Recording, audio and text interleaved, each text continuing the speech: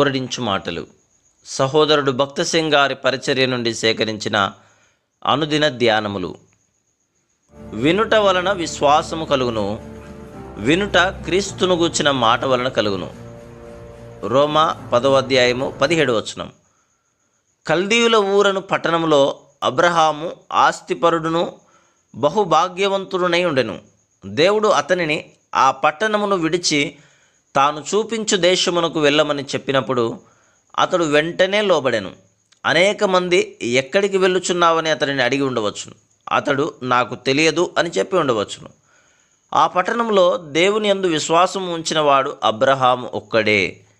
అతడు హేళనలను కూడా ఎదుర్కొనెను. దేవుడు అతనిని ఎక్కడకు నడిపించుచున్నాడో తెలియనప్పటికీ ఆయనకు లోబడి ఆ పట్టణమును విడిచిపెట్టెను. అటు తర్వాత అతని విశ్వాసము విధేయతను బట్టి ఆయన పునాదులు గల ఆ పట్టణం యొక్క దర్శనమును అతనికి అనుగ్రహించెను. అతడు విశ్వాసములో బలమైన వాడయ్యను. హెబ్రీ 11:8-9. అబ్రహాము విస్తారమైన బంగారమును వెండిని కలిగి ఉండెను గనుక స్వాభావికముగా ఒక ఇల్లు కట్టుకొనవలనని అనుకుని ఉండవచ్చును.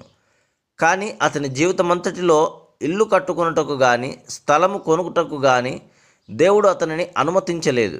యాత్రికునిగాను పరదేశిగాను గుడారములలో జీవించవలసి వచ్చెను. సజీవమైన బలమైన చురుకైన విశ్వాసము ద్వారా దేనిలో మనము భాగస్థులై ఉండబోచున్నామో ఆ పరలోక పట్టణ మహిమ మనకు చూపించబడును. అదేవిధంగా దేవుడు శారాను ఎంతో కాలము గుడ్రాలుగా ఉంచెను. మన అవసరములను బట్టి దేవుని పునరుద్ధాన శక్తిని కోరుకున్నప్పుడు అది మనకెంతో వాస్తవమైనదిగా ఉండును. హెబ్రీలకు రాసిన పత్రిక 11:18. దేవుడు అబ్రహామునకు బలమైన విశ్వాసమును అనుగ్రహించుటకు ఒక్కడై ఉన్న తన కుమారుని దహన బలిగా అర్పించుమని చెప్పెను. అతడు దేవుని అనుమానించలేదు. అతడు తన కుమారుని సంహరించినప్పటికీ దేవుడు మృతులలో నుండి తన కుమారుని లేపగల సమర్థుడు అని అబ్రహాము విశ్వసించెను. అట్టి విశ్వాసముతో తన కుమారుని బంధించి సంహరించుటకు తన కత్తిని ఎత్తెను. అయితే తన భార్యకు అంతటి విశ్వాసము లేదని అతనికి తెలియను గనుక తన భార్య శారాకు చెప్పకుండగానే తన కుమారుని బలిగా అర్పించుటకు వెళ్ళెను. ఆదికాండము 22:3. తెల్లవారినప్పుడు అతడు తన పనివారిని కుమారుడగు ఇస్సాకును గాడిదను తీసుకుని వెళ్ళెను.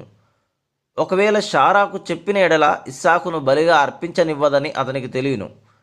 ఆమె ఒక్కడై ఉన్న మన కుమారుని ఎట్లు అర్పించదము, దేవుడు అటువంటి పని ఎప్పుడును చెప్పడు అని అనును.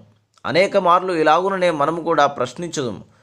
విశ్వాసము గలవాడుగా కొంచెము కూడా అనుమానం లేకుండా అబ్రహాము తెల్లవారుచుండగానే లేచి తన పనివారిని కుమారుని తీసుకొని వెళ్ళి దేవుని ఎడల తన నమ్మకత్వమును రుజువుపరచెను. ఈ విధంగా అతని విశ్వాసము బలపడెను. దేవుడు పొదలో తగులుకొని ఉన్న పొట్టేలును చూపించుట ద్వారా ఆయన కూడా అలాగున బంధింపబడి ఉన్నానని అబ్రహామునకు చూపించుచున్నాడు. కనుక మన రక్షణను పరిపూర్ణముగా అనుభవించవలననిన మనకు బలమైన విశ్వాసం అవసరం. ఆ విశ్వాసము ద్వారా నిత్యమైన పరలోక పట్టణంలో మన భాగము మనకు వాస్తవమైనదగును. అబ్రహాము, మోషే, దావీదుకు గల విశ్వాసమును మనకు కూడా ఇచ్చును గనుక ఏ శ్రమ పరీక్ష అయినను మనము దేవునికి కృతజ్ఞత చెల్లించవలెను. ఇది జీవితాంతము ఉండు అనుభవం. అట్టి విశ్వాసము కొరకు మనము అనేక బాధాకరమైన పరిస్థితులు అనుభవముల ద్వారా వెళ్ళవలసి ఉన్నది.